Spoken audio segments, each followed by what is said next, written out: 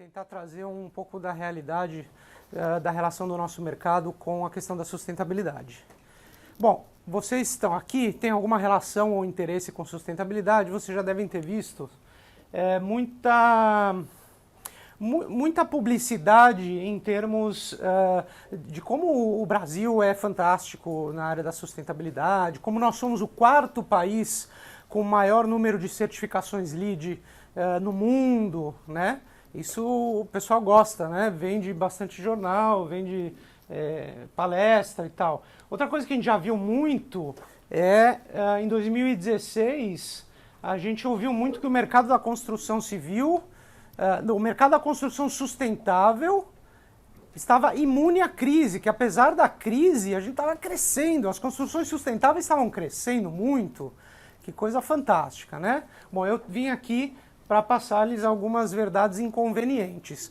Lembrando que o meu objetivo aqui não é criticar um tipo ou outro de certificação, nós vamos tratar aqui as certificações como referenciais de desempenho ou como guias de boas práticas, então não importa se uma certificação é melhor que a outra, eu acho que cada uma cabe para um tipo de projeto diferente. Agora, existem algumas verdades que a gente precisa entender para poder progredir no nosso mercado, tá? Eu tenho uma tese de que a sustentabilidade na indústria da construção civil é muito frágil, ela é elitista, nichada e está estagnada. E a gente precisa sair dessa situação, tá? E acho que é mais ou menos para isso que a gente está aqui, e essa é a provocação que eu trago aqui para vocês hoje.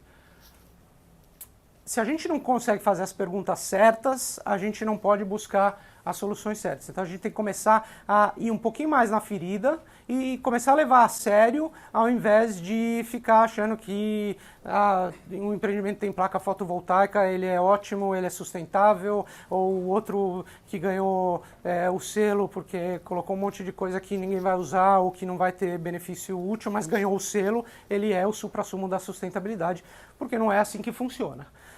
Esse é um gráfico muito tradicional, o que a gente observa do Green Building Council Brasil. Ele mostra uma tendência de crescimento nos projetos registrados pelo LEED, tanto no ano a ano quanto nos registros acumulados, né? Você vê que é uma linha ascendente, e nos projetos efetivamente certificados pelo LEED.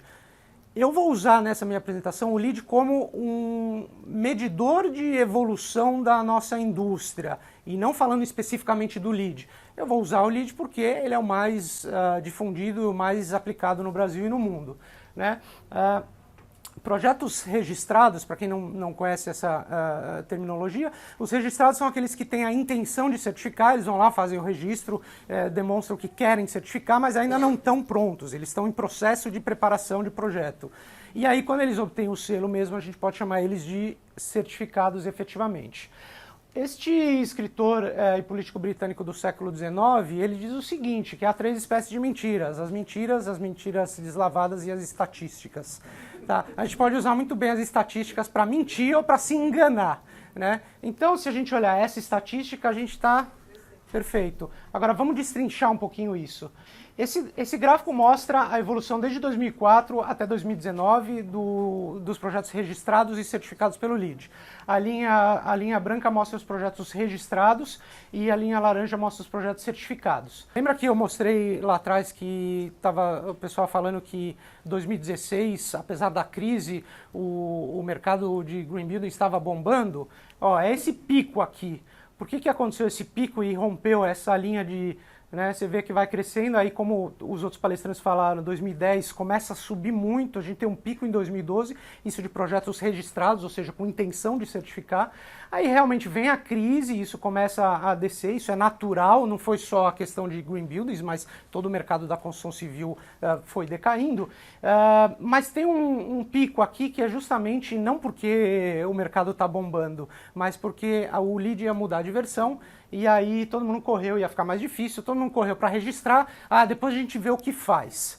Então é simples explicar o porquê que veio esse boom, e eu procuro sempre falar isso nas minhas palestras, porque, como a própria Camila disse, a gente já sabe separar o joio do trigo.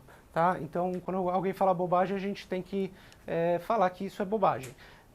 Mas o que eu quero mostrar para vocês não é isso. O que eu quero mostrar para vocês é que existe um descolamento, e isso bem antes da crise, um descolamento significativo entre a quantidade de projetos registrados e a quantidade de projetos efetivamente certificados. Tá? Então, o processo de certificação ele leva alguns anos, desde o início do projeto até o término da construção. E aí a gente bota aí uns 3, 4 anos, do momento em que o projeto é registrado até o momento em que ele tira a certificação.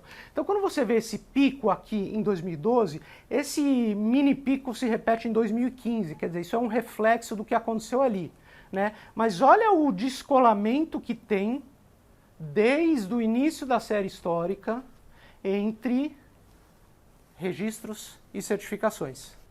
Se a gente usar isso aqui como referência, isso ainda não veio a crise ainda, isso é 2012, a gente podemos traduzir isso como um indício de desistência. Então o pessoal está desistindo no meio do caminho, 55%. Obviamente que não é perfeito, não necessariamente todos esses daqui deveriam estar aqui, mas existe aqui uma tendência de pico que se repete alguns anos depois. Esse pico deveria estar mais alto. Essa linha laranja deveria estar mais alta. Agora, aqui esses gráficos mostram os projetos ano a ano. O próximo gráfico, acho que fica ainda mais claro, é o acumulado de projetos registrados e certificados. Vocês vejam que existe sempre um descolamento entre as linhas de registros e certificados. No final das contas, a gente tem uma taxa de 60% de desistência. E aqui, desde o início da série histórica, quer dizer, desde o início não, vamos dizer, 2010, a gente começa a subir o número de projetos efetivamente certificados e os projetos registrados também têm essa subida. Mesmo durante a crise, você vê que o processo continuou. Agora, a gente começa, será que a gente está entrando num nível de estagnação agora? Essa linha começa a ficar muito mais horizontal, então isso é um indício de que talvez a gente esteja entrando num processo de estagnação das certificações. Isso me levanta o meu primeiro ponto, que é o mercado está desistindo no meio do caminho. Alguma coisa está levando os incorporadores, os proprietários e os escritórios de arquitetura a buscar a sustentabilidade, mas no meio do caminho, essa sustentabilidade que vem através de uma certificação está sendo deixada para trás. Então, uma das coisas que a gente precisa discutir e que a gente vai procurar trazer aqui é como que a gente aumenta o engajamento e o comprometimento para que o negócio realmente aconteça. E também, será que a gente está atingindo um platô, né? Será que a gente está estagnado? Como é que a gente faz essa roda girar novamente? Um outro dado que eu trago para vocês, que é sobre o fato do Brasil ser o quarto maior certificador do mundo em certificações LEED. Novamente, não importa a certificação, o LEED é só um representante do movimento da sustentabilidade, por ser o mais difundido. O Brasil aparece em quarto lugar na quantidade de metros quadrados certificados pelo LEED. Obviamente os Estados Unidos está fora, né? Os Estados Unidos está aqui, a gente estaria em quinto, mas exceto os Estados Unidos nós somos o quarto. Fantástico, muito bom, perfeito. Só que a nossa economia é gigantesca. Quanto é que isso representa do total da nossa economia? Será que isso é representativo? Será que isso é motivo de realmente nós relaxarmos e falarmos, não, nós estamos no caminho certo mesmo, nós somos o quarto colocado? Esse gráfico mostra a quantidade de projetos certificados versus o PIB de cada país, né? Ou seja, o tamanho da economia. E eu separei justamente os 3 países em desenvolvimento que aparecem na lista dos 10 maiores certificadores. A Índia, o Brasil e a Turquia. Nas barras azuis a gente tem os milhões de metros quadrados certificados pelo LEED. A barra laranja é o PIB em trilhões de dólares. E as barras cinzas representam a relação entre metragem quadrada certificada e o PIB. Então, quanto maior esse número, mais representatividade tem a certificação LEED comparado com o tamanho da economia. O Brasil perde desses 2 países, ou seja, a representatividade da certificação frente ao tamanho da economia do país, a gente está em último. Então a gente não está em quarto, a gente está muito além disso, né? Acho que vocês vão ficar tristes daqui a pouco, mas a gente vai resolver. Eu estou passando uma visão realista do que realmente precisa ser feito.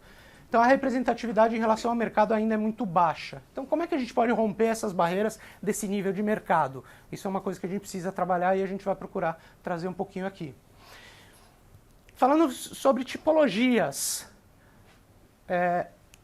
olhando para a certificação LEED, a gente tem 56% de projetos do total de certificados no Brasil, agora projetos certificados mesmo, eles vêm da área de escritórios comerciais e corporativos. Por que o residencial é tão pequeno? O LEED para residências não é aplicável no Brasil, então ele não tem essa representatividade. Para que a gente não deixasse esses números de fora do residencial, o que eu fiz? Eu fui buscar os números de um outro referencial que é o mais difundido ainda no Brasil para residências, que é o Aqua. Eu juntei os números de projetos certificados Aqua e LEED por tipologia e esse foi o resultado. Você tem uma representatividade relativamente boa, porém ainda baixa, considerando que a maior quantidade de edificações no nosso país é residencial. Mas os escritórios comerciais e corporativos eles ainda ocupam quase 50% do mercado. O que isso nos diz? Que nós não estamos cobrindo ainda equilibradamente todas as tipologias. Então a gente está muito defasado em questão de hospitais, de escolas, indústrias têm relativamente uma boa aceitação, mas eu acho que o mercado residencial ainda está muito carente desse tipo de abordagem sustentável, apesar de ter uma certa representatividade por conta do Aqua. Mas o Aqua, só para vocês terem uma ideia, o Aqua tem cerca de 250 projetos certificados residenciais. O que é 250 projetos dentro do nosso país? Ou dentro da nossa cidade, ou eventualmente dentro de um bairro de São Paulo, né? Não é nada. Como é que a gente pode alcançar novos mercados? Como é que a gente pode eventualmente simplificar, baratear e criar maior eficiência para outras tipologias, para que isso não fique só restrito a um ou dois tipos de tipologias. Falando agora divisão por estado, São Paulo representa a maior parte, mas se você juntar São Paulo, Rio de Janeiro e Paraná, sobra muito pouco para as outras. Quer dizer, sustentabilidade é só para quem tem dinheiro? É isso que esse gráfico diz. Então, sustentabilidade ainda é restrito às regiões mais ricas do país. Tá? Como é que a gente pode tornar essa difusão territorial de forma mais democrática, porque ela não é democrática. A gente precisa conseguir espalhar mais essa questão igualmente pelo território nacional. Então, realmente, levanta aqui aquela minha tese do começo, que a gente ainda está olhando de forma muito oba-oba, digamos assim, né? A gente ainda está muito, não, nós somos bons, nós somos o quarto melhor, nós fazemos e acontecemos, quando a realidade não é essa. Então a gente precisa encarar essa realidade, a gente precisa se debruçar nos números e entender quais são realmente aquelas perguntas que a gente deve fazer, quais são as provocações, quais são os gargalos e as dificuldades que o mercado está tendo. Vou deixar aqui encerrando o site da CA2. A CA2 é uma empresa que atua desde 2015 com empreendimentos de diversas tipologias. A gente presta consultoria na área de sustentabilidade, incluindo certificações, mas também conforto ambiental, olhando para conforto térmico, conforto lumínico e acústica, incluindo ou não as questões de norma de desempenho também. Visitem o site, a gente tem projetos para vocês olharem.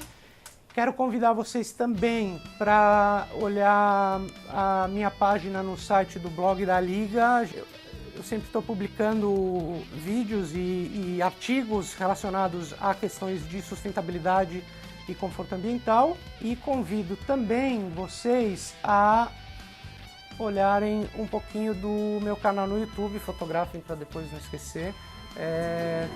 Eu trago um vídeo por semana, gravado especialmente para o canal do YouTube, onde eu falo sobre sustentabilidade e conforto ambiental, olhando também para questões de norma de desempenho. Toda terça-feira tem um vídeo novo, inscreva-se no canal e ative as notificações. Eu tô falando igual youtuber.